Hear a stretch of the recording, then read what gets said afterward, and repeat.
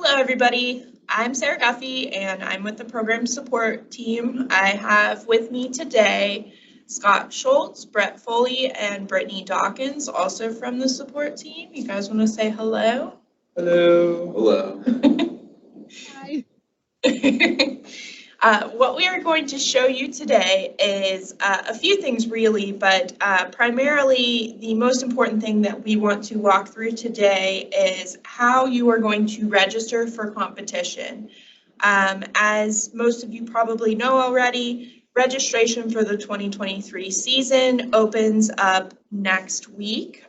Different days for different programs.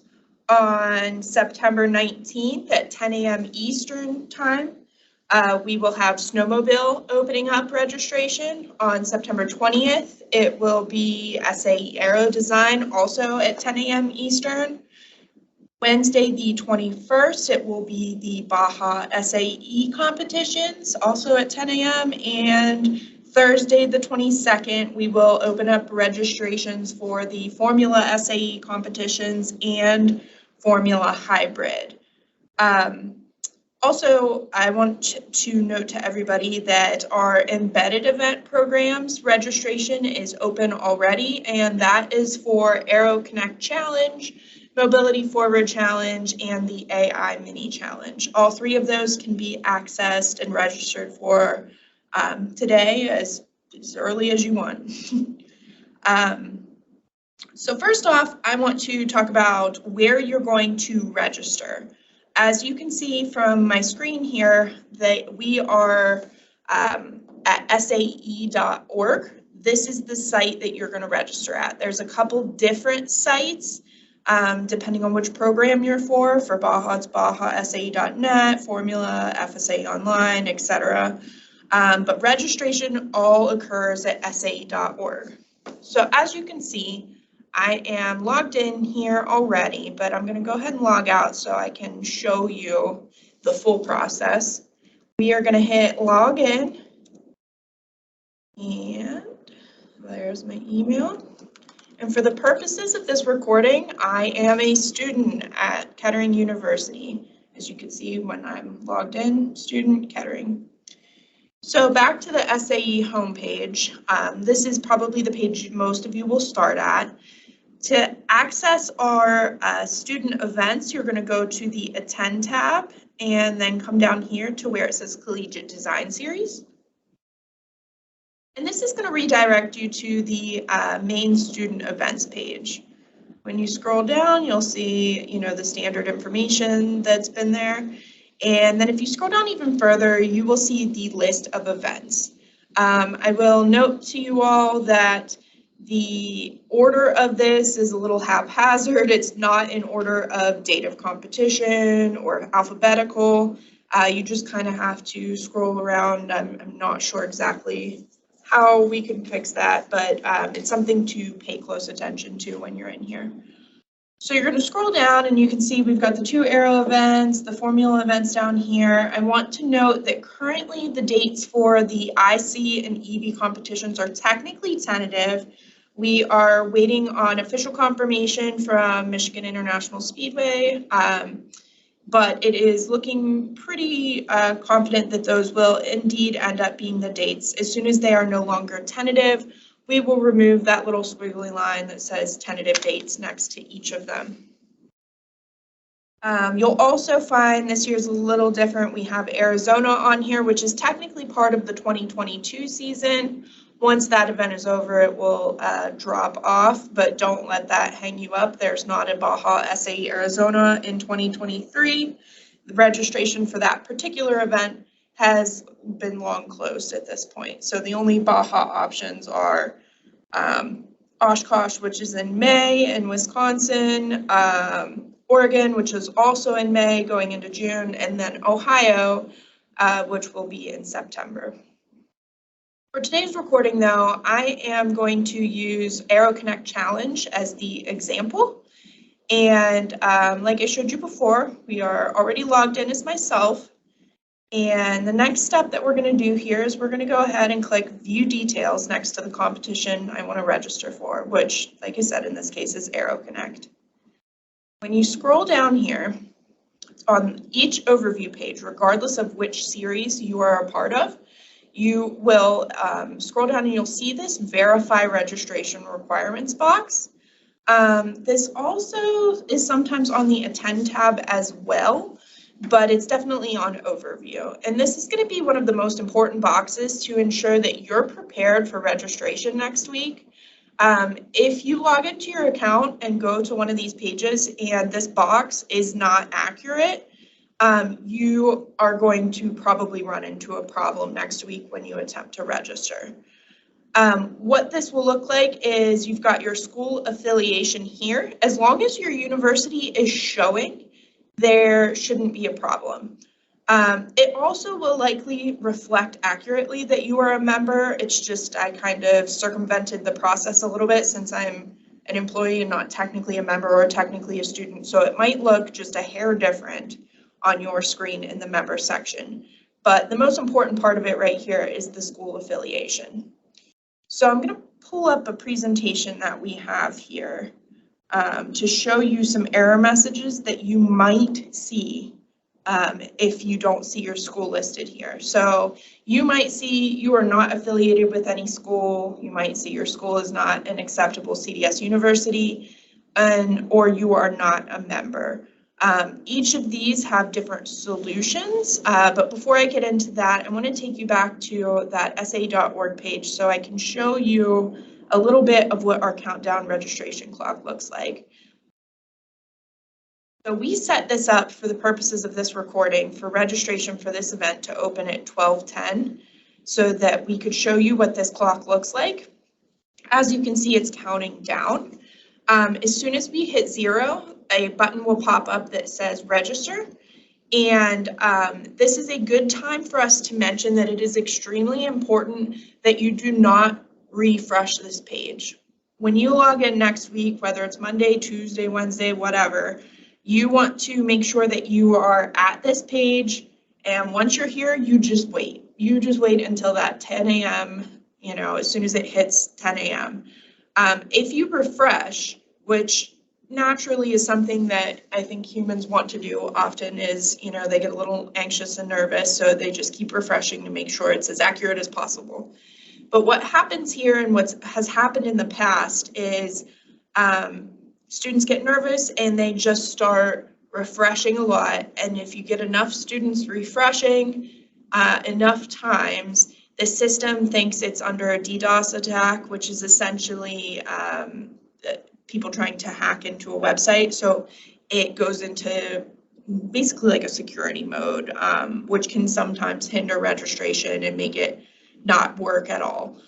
We have had this happen and it's not ideal, and we have done a lot of work IT-wise at SAE to prepare for this and to kind of make sure it doesn't happen. But it's something that I always like to include whenever I talk about registration because it's very, very important that students do not refresh. Another thing, if that doesn't scare you enough, another thing that you should not do with registration in regards to refreshing is you need to be really patient. So I know I haven't hit this register button yet, but hit the registration button just one time and then just wait for it to process through. A lot of times we'll get students hitting it a couple of times, and sometimes your mouse will stick and it happens naturally, but particularly when we get to the next page, the final registration button, because what we have had happen in the past is someone's been charged more than once on their card for the registration fee. Now, we obviously do not keep that money when that happens. We will process a refund, but that can take time to get through banks and everything, and can definitely hang up your credit card or debit card in the process. So that's something that I want you to absolutely consider. Now, before I go ahead and hit this registration button, I'm going to pop back over to that presentation that I was showing you and talk a little bit about these different error messages that you might receive. If you receive you are not affiliated with any school, what this means is that your SAE.org account isn't actually tied to your university. So what you need to do is click this little edit button next to a school affiliation, and it will redirect you to your student My SAE page on SAE. And this is where you are going to continue. You're going to hit edit next to school information so you can put in your correct information. So you can see in this PowerPoint, I was affiliated to North Carolina A&T. For the presentation, I'm affiliated to Kettering. But as long as the information's correct here, you should be good. Now, I will warn you that when you are in here, there used to be, and I think still is, this little add new section where if you're looking through the list of schools, you first select your country and then your state, and then from then on there should be a list of schools that are in your state that you can choose from. Occasionally, students, I always use Ohio State as an example of this. Sometimes we have students start scrolling through the list and they come across a university that's labeled pretty close to their university and they think, close enough, and select it. Or other times they will add a new university, but basically what it does is it muddies up the data. And what I mean by that is it will cause there to be multiple universities in the system sometimes. So I mentioned Ohio State. If you're scrolling through the list of universities, this used to be like this. I think we fixed it. Can't remember offhand, but when you're scrolling through, you might see Ohio State pop up on the list. Yep, that's me. I'm selecting it.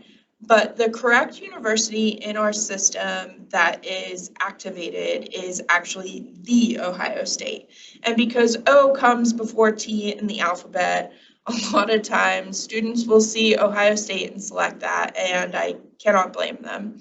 We are working behind the scenes to kind of fix this data and merge any duplicate schools, but it happens so often at this point that it's a little bit hard for us to keep up with it.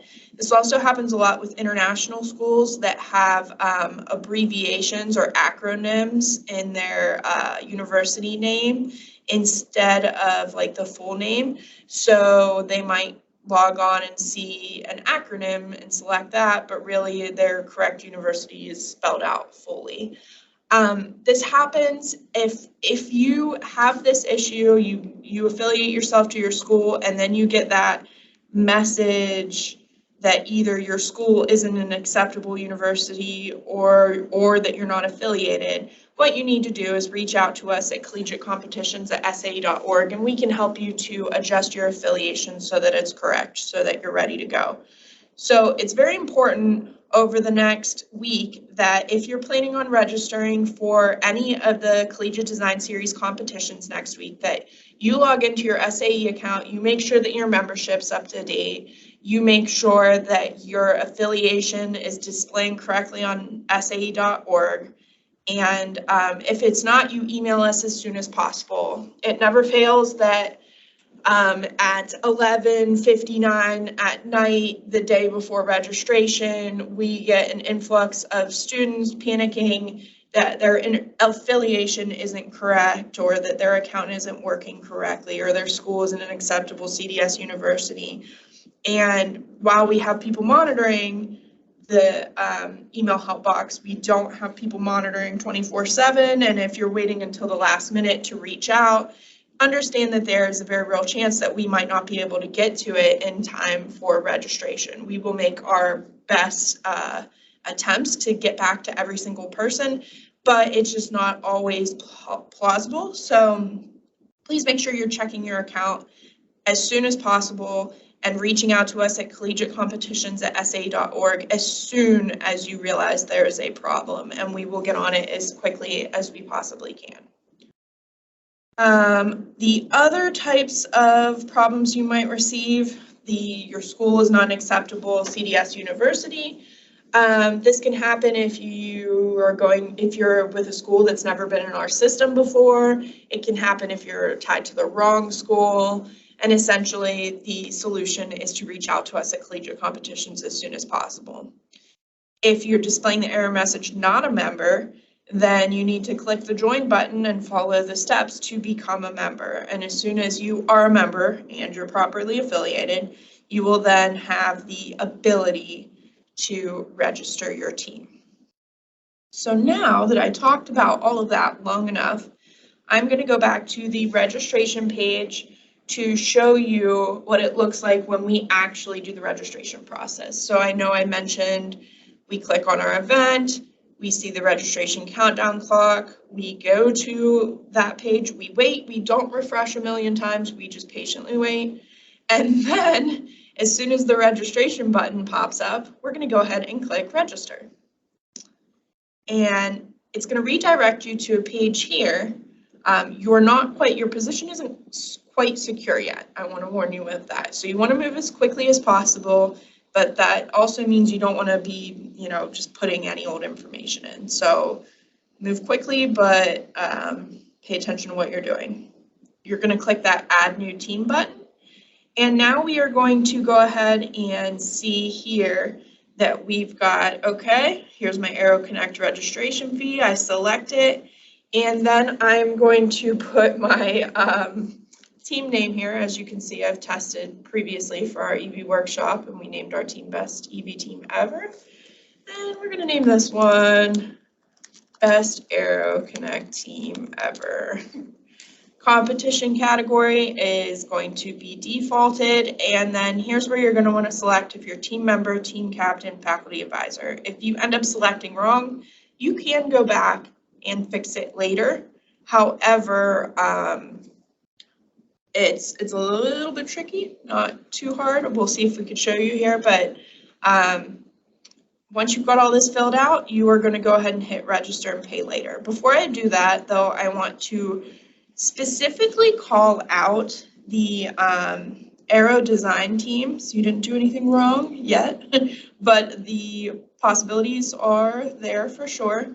You want to be careful when you are selecting this drop-down for Aero design that you're selecting the class that you actually want to register for. So for Aero Connect, you can see there's only one option here, but for Aero design, there's going to be 3 options because there's a regular class, a micro class, and an advanced class. A lot of times what happens here is that students, will have, a team will have several team members logged on and ready to register, and basically they'll grab whatever they can grab and be done with it. But you need to make sure you're selecting the right thing because it can get very confusing and there's a lot of room for human error on our part when you reach out to us after the fact saying, oh no, I registered for Aero East as an advanced class team, but really I wanted a micro class team. And I'm looking at Scott because I know he remembers this from last year and the endless number of teams that wanted to switch. Very much pay attention to this and select the class you actually want to register for. If you are doing the process, like I mentioned, of having a few team members from your team attempting to secure a registration, if you are doing that, you need to be in touch with those team members because if it's Brett, Scott, and Brittany all trying to register a microclass team for their university, and Brittany gets in and she gets it and that's great, and Brett was a millisecond after, when he gets here, he's not going to be able to register a microclass team. So a lot of times what happens is the other teammate that didn't get communicated to that, yep, we secured one, great, abort mission, you don't have to do anything else, rest of the team members trying. What happens is Brett might be like, oh shoot, I can't do it. I want to make sure I have a spot at all. So I'm gonna just register as a regular class team or an advanced class team. And while that doesn't completely mess things up, what ends up happening is teams end up emailing us to either cancel the accidental registration. I'm doing air quotes right now, but they'll have us do that, or the worst thing that can happen is that they just don't tell us at all that they are no longer wanting that registration, and we don't necessarily know if they want it or not, so it ends up just sitting there until we get to document submissions, and Brett's advanced class team isn't turning anything in and gets kicked out. It would be a lot better for us and a lot better for any teams that are on the wait list that really want a position at this competition. If you're just really cautious and careful when you register for the competition you want to register for, you register for the class that you want to register for, and you keep in contact with your team so that you're not securing a bunch of registrations that you don't actually want or need. With that said, we can go ahead and register. And there used to be 2 buttons here, and this some teams that participated before might remember this. There used to be a register and pay now button, and there used to be a register and pay later button. We got rid of register and pay now because a lot of times what was happening was related to the students getting charged multiple times because there was so much activity on the pages that it was just slowing it down, and we didn't want that to happen anymore. So there's no longer a pay right now option. It's just register and pay later. And what this means is that after I hit this button, 1, my registration is completely secure, and 2, I won't have to pay until 24 hours. An invoice will generate within 24 hours of me hitting that button.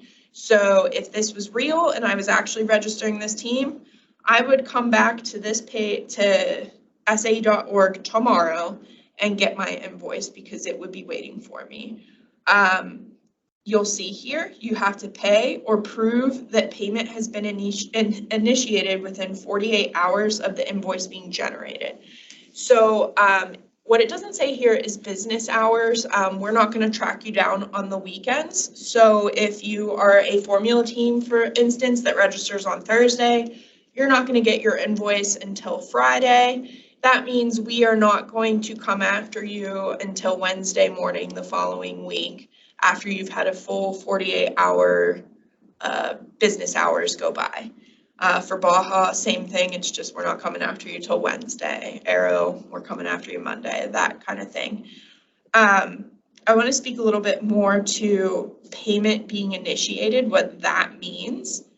A lot of times we have universities that want to pay through their university financial system, whether it's through a PO process or a check, or even just they have to go get with their finance department to use a specific credit card at a specific time and book that.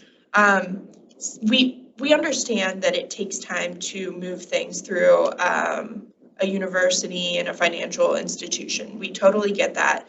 So we don't necessarily expect you to actually be paid within 48 hours of your invoice generating. That is our ideal best case scenario, that you pay within 48 hours, and a lot of teams do this, whether they're getting reimbursed through their school or if they're just paying with fundraising fees. Teams do a lot of different things, basically. But if you are paying through a PO process or check or anything like that, what we need from you is for you to send us proof that you have initiated the payment process with your university. So what this could mean is you could copy collegiate competitions at SAE.org on your email chain back and forth with your financial institution. You could just have somebody from the finance department of your school email us directly, letting us know that you've initiated the process. Really, we will take pretty much anything as proof as long as it's showing that you have reached out to your school, you got that ball rolling, the process has started, and now we just have to wait for the PO or whatever it is to get through. At that point, we will give teams roughly a month before we check back in on them, because we know it can sometimes take a while, even with it might take a week or two for a check to get cut, and then it has to go through the mail, which gets sent somewhere and then gets sent somewhere else at SAE. So it can certainly take time. So we check in about a month later to make sure everything is on track. You will definitely get emails from us after registration in regards to payment. We don't like having to chase you down for proof of payment initiation. So if you know going into registration that you are going to be paying through your financial department, just know that you're going to have to send us that proof. So we don't wait for us to tell you, hey, you haven't paid, you're going to get canceled tomorrow if you don't pay. If you know that that's what it is, just let us know as soon as you register. Just be on top of it and have your finance department email us or whatever it is.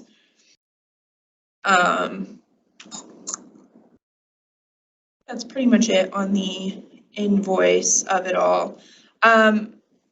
Something that's somewhat related and I think important to mention now is when we talk about your team profile, when I go ahead and click here, if you email collegiate competitions, a lot of times you're going to get a reply back of, okay, you can now add yourself to your roster through your team profile page. If you don't know what that means, we're referring to this tab here.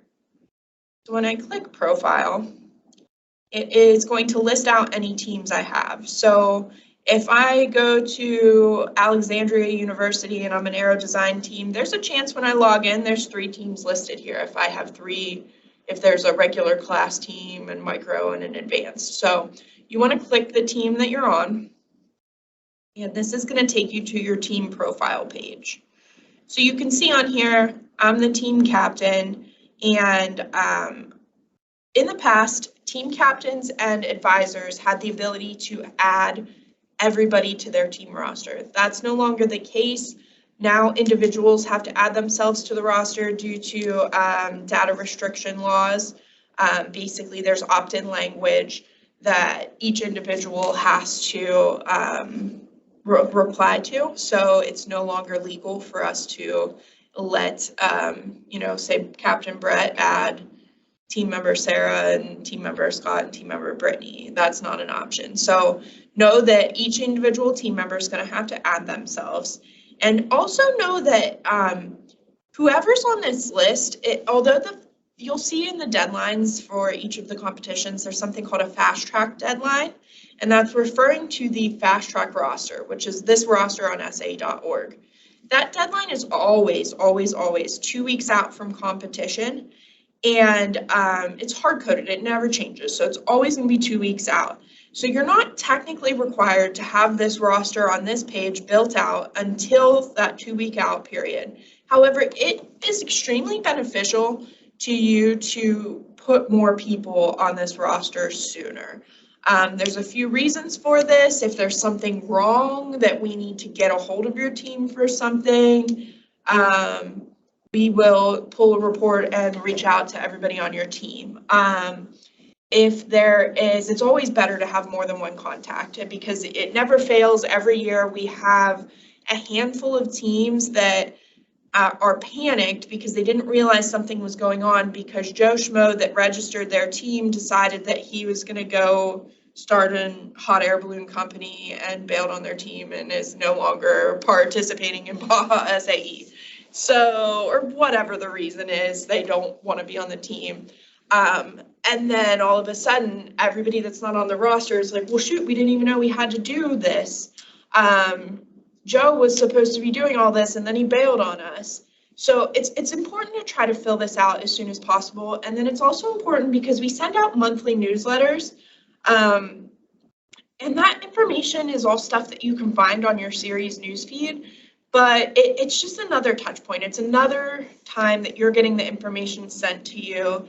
And there's a lot of information. So all the ways that you can be tuned in and paying attention to news and updates, the better. So we really encourage you to fill this out as soon as possible. I know I mentioned a little while back, if I realized, oh man, in my registration Hayes, I signed up as team captain and I'm actually not team captain, what do I do? The intuitive thing is going to go to edit, but you're not actually going to be able to change your role here. It will only still say captain. So we get a lot of questions in collegiate competitions of, oh, how do I change my role? Not this way. It seems like it would be this way, but it is not. I have a feeling if I hit the back button, it's not going to work out so hot for me. So I'm just going to put in my information here. And this is something that is important for everybody to do, is to actually fill out your information. There's the yes, I plan to attend, or no, I don't plan to attend. We recognize that there's sometimes team members that participate but for whatever reason can't actually come to the competition. But we still want to be able to send you things and keep you up to date. So you just simply select whether or not you're coming. You're going to select your t-shirt size. You'll see there's a little bit of notes here. This is the opt-in language that I was referring to with the data laws. You're going to want to agree so that you can receive the email communications from newsletters. And then you're going to mark your gender. There's also the option to not answer if you're not comfortable answering. You're also going to go ahead and select whether or not you have any security clearances. Please do not select yes if you don't actually have security clearances. This isn't a would you like to have security clearances? Are you interested in security clearances? This is a do you actually have them? And if yes, which ones? So you see when you click yes, it asks which ones. It never fails that we'll pull a report and we have like an entire team from like Bosnia or something that they all have every single level of security clearance. And that's just not realistic. There's not a chance that there's 20-some people that have all four. And if they do, I don't know, they're probably not students, but we're going to go ahead and select no, because I definitely don't have any security clearances. I am going to go ahead and put Joe Test as my emergency contact and his phone number. And then this here specifically accessibility needs. If you aren't in a wheelchair or don't have some sort of physical accessibility problem, you don't need to put anything here. We sometimes will get people like requesting certain foods or just random stuff.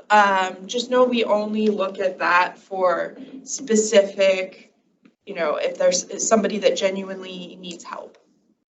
I'm going to hit save changes, but another thing I want to point out here is that this is where you can get your confirmation letter and your participation certificate.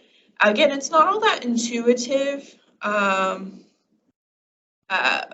It's a little bit hidden. You have to go to edit to get them. Participation certificates are often used for students, oftentimes international students, but students that want to prove that they participated so that they could turn it in for course credit. A lot of times domestic teams in the United States don't need this. So if you're sitting here and being panicked about it, if you've never needed it, you probably aren't going to need it again. Confirmation letter is, again, mostly for international teams. This can sometimes help them in the visa process.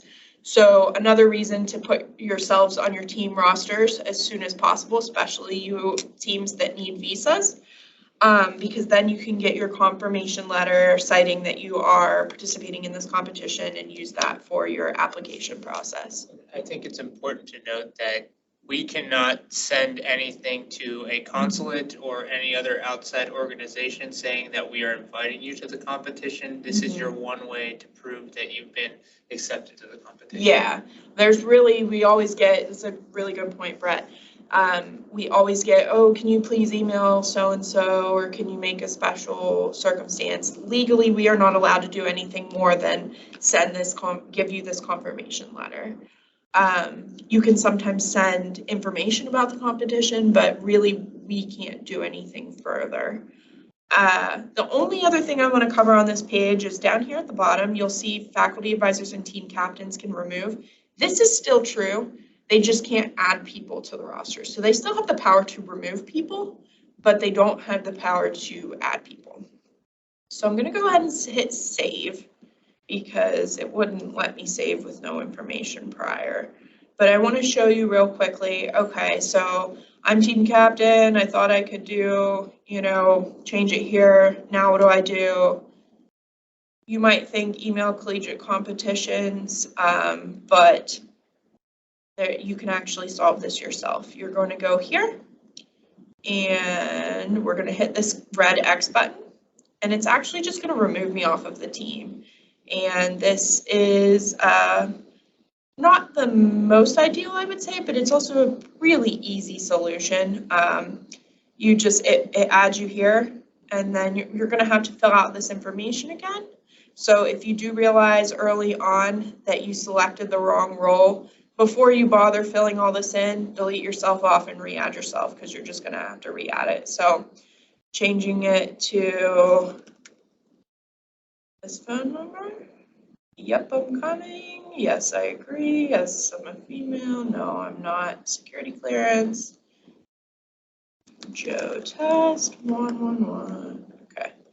And I'm going to go ahead and hit save. Oh, forgot my t-shirt size. And actually, before I hit save, I might as well show you the participation certificate. You can just print it off here. Confirmation letter. So this shows exactly that I'm registered for Aero Connect that's taking place at Fort Worth. You know, it's kind of small in this recording. So you can look at this closer on your own accounts once you have a registration. And then I'm just going to go ahead and hit save. Oh no. Probably because I hit the back button. Rest assured, though, it will work. Profile, and this is how you get back. I moved through that pretty quickly, but say you log out and then you want to come back 24 hours later to get your your invoice. You're going to go down to your event just like you did when you registered, hit view details, hit profile, click your team name. And then you're going to scroll down here. It looks like it didn't save me. It will, though, for sure. I won't waste any more time going through that specifically, but I just wanted to call that out. This is a good time to mention, though, I know earlier I mentioned that sometimes Aero design teams, well, not just Aero, lots of teams will decide that they're no longer participating, and instead of letting us know, or you know, if it was a team that accidentally, like Aero was the example, because you could accidentally register an advanced class team, and as long as your regular class team that you actually wanted is there, a lot of times they'll just delete themselves off the roster, like you saw me do, and now nobody's on the roster, so we don't have an official confirmation that this team doesn't want to be here, but all of a sudden there's no people on it. So if you do want to not keep a registration, please just reach out to us at collegiatecompetitions@sa.org. Let's see, anything else here? One important thing that you're going to want to make sure that you do is this confirmation number is the same as your invoice number. Once the invoice is populated, it will show up on here. There'll be a little, I believe it's right here, there's a little orange button that says print invoice. And I believe also a button that says pay invoice. And what you are going to want to do is save this number somewhere, because you're going to want this number for whenever you go to register at your external competition site. And this is something that definitely confuses teams, and I totally get why. We've got a lot of websites, but for Formula, for example, they register on sa.org, you complete your fast track roster on sa.org, but beyond that, pretty much everything else happens on an external website called fsaonline.com. So this is that website, and this is where you're going to have pretty much everything you need. There's a news feed, which we post all sorts of updates on here throughout the year. Also important to note, we have a mobile app for most of our competitions. So we have one for Formula, Baja, Aero, Auto Drive, and Aero Connect, and we are currently developing one for Snowmobile. So that's pretty exciting. Anything that comes through as a push notification or anything that gets posted on the newsfeed gets posted on the app as well, and you can turn on push notifications so that you can get an actual notification pop up on your phone whenever Scott posts his CDS Action News Back to School special or the new Siemens digital badges. So it's definitely an important thing to be aware of. Other things that are important in here, series resources. This is going to be your one-stop shop for anything that's series specific. So you can see there's still a lot of information from previous years in here, but you can see the 2023 rules are posted. Another thing that's really important for brand new teams is the team operations resources. And what this is essentially is an FAQ. So if you don't know how to pay your registration invoice, you can go ahead and click this button, and it's going to take you to a page that explains where you go to download your invoice or to pay your invoice. Printing a participation certificate. I just went through that a few minutes ago. This shows you again where you go to do that. Earlier I was sharing a PowerPoint, that is an affiliation step-by-step guide. This is going to be helpful for team members that need to get themselves added to their roster on SAE.org. So this is the PowerPoint I was going through when I was referring to error messages you might receive. So if you're running into problems, review this document and see if maybe you can fix the problem yourself. And if you can't, go ahead and reach out to us at collegiatecompetitions@SAE.org. It's definitely important to realize that this information is here for you. A lot of times the answer's right at your fingertips, whether it's in a tech document or the rules or an FAQ. A lot of times the answers will live in series resources. I'm going to log out because right now I'm logged in as a SAE agent. But after you secure your registration on SAE.org, something that you're going to want to do is create an account on fsaonline.com. Now this one's specific for formula. If it's aero design, your website's going to be saeaerodesign.com. If it's Baja, it's going to be bajasae.net. And if it's snowmobile, it's going to be saecleansnowmobile.com. But what you're going to want to do, if you're brand new, if you've never been on a team before, you're going to want to create an account. And it's pretty simple. You follow the steps here to create your account. You'll select your display name, all of that. You're going to select your role. And if you're a brand new team, somebody on your team needs to select team captain or team advisor and have that invoice number I showed you from SAE.org ready, because that's this authorization number that is in the parentheses here. So if I were registering a formula team, pretend this is a formula registration for right now, I would fill out this information. I'm going to select team captain, and then whenever I hit next, it's going to prompt me to enter my number. And this is important because I think a lot of teams get lost in this step, especially if they're just a regular team member. They'll come in here, they select team member, it doesn't prompt them for any sort of number. And what happens is they have an account created, but then when they log in, it just says community member. It doesn't say anything about their team. It doesn't say anything about their registration, and it seemingly is a dead end. And we've been experiencing this a lot in the last week or so with the EV workshop, because we've had a lot of new teams registering for that. Because when you're a team member, say again, we'll use everybody on this call as an example. Say that I'm the team captain, I have an account, I'm registered on my team, but Brett goes and he registers at FSA Online and he selects team member. What that's going to do is it's going to generate an email to me as the captain saying, hey, Brett Foley is trying to join your team. Is Brett Foley actually on your team? Go ahead and approve him if he is. And if he's not, heads up, somebody's trying to sneak onto your team. So it sends an approval basically. But what happens is if there's not somebody registered as a captain or an advisor on your team, there's nobody to go and approve you. You just kind of get stuck in not being actually on the team. So if somebody needs to be on your roster that's captain or advisor on FSA Online, it doesn't even technically matter if they're actually your captain on SAE.org. You just need to have somebody there so that they can approve.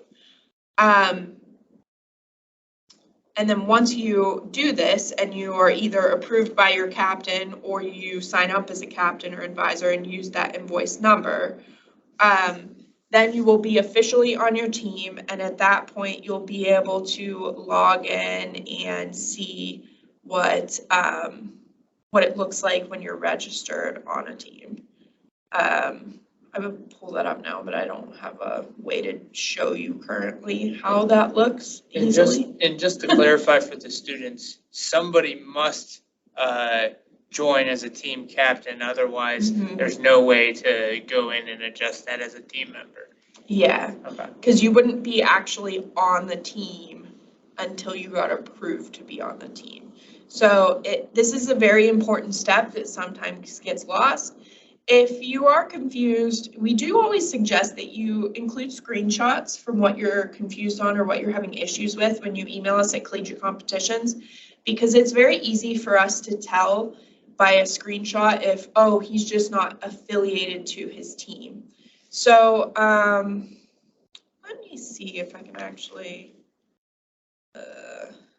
made a lot of test accounts in the past. No, I haven't used yet. It's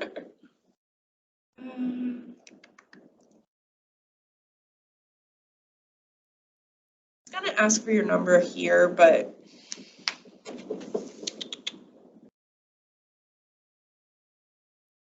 there we go. But basically, once you add the account and then you create your account, if you do this as a member, once you are actually logged in, this is my own actual account, this would just say, okay, community member, that's where you need to go up to here where it says add an affiliation to actually add an affiliation. So let's see if it lets me actually. Select team member. Okay, so this is a good example. I'm selecting team member. If I were to go through and actually go find Kettering, which is accurate for what I registered for.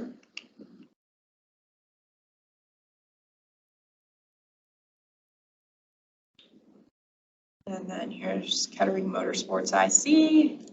I can hit Sarah. And then if I were to hit save, and I'm not going to, this would send an email to whoever is listed as the captain or advisor of Kettering Motorsports IC to approve me to be on their team.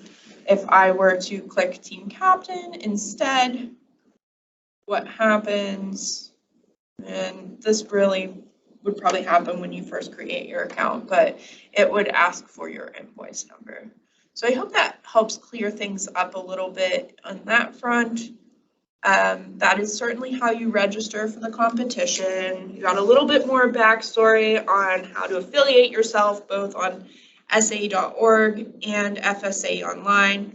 FSA Online is important because that's where you're going to submit, or BajaSA.net, whatever your series is. There's an external website, it's cited in your rule set, that you'll need to set yourself up on. So like I said, for Baja, this is the site. You're going to submit document submissions here. If you have a question about the rules, you're going to submit rules questions through here. You'll get feedback from your rubrics on here. If you are a team that submitted a document and, or didn't, should I say a document was due on December 1st and it's December 3rd, if we haven't seen a document, what we'll do is we'll log in as SAE representatives and send you a warning message basically saying, hey, you didn't turn in your stuff on time. You need to do that and do it by this date or you're going to be kicked out of the competition. So that's why it's important to have your roster built up on these external websites as well, because every single person on this roster is going to get the notification if something was accidentally missed. So it's definitely important to not put that onus all on one person. And I think that's pretty much it. At this point, if you couldn't tell already, this is a pre-recorded part of this session, but myself, Brett, Scott, and Brittany are all on this call to answer any questions that you might specifically have about registration or any of the processes that I just went over. Please feel free, I should have said this at the beginning, but feel free to post any questions that you have in the chat and we will get to them in the order that we see them. And yeah, Otherwise, best of luck with registration next week, and we are certainly very excited to have all of you participating in the 2023 season. Thanks, everybody.